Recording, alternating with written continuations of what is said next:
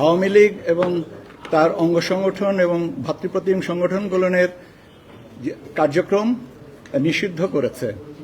তার ধারাবাহিকতায় election commission সিদ্ধান্ত নিয়েছে যে আওয়ামী লীগের নিবন্ধন স্থগিত করা হলো।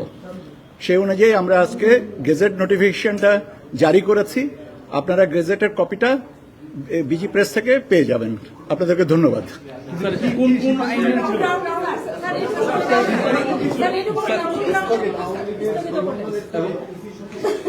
কোন এটা হচ্ছে যে স্বরাষ্ট্র মন্ত্রণালয়ের যে বিজ্ঞপ্তি প্রজ্ঞাপন, সেটার ধারাবাহিকতায় আমরা এখানে এটা করেছি।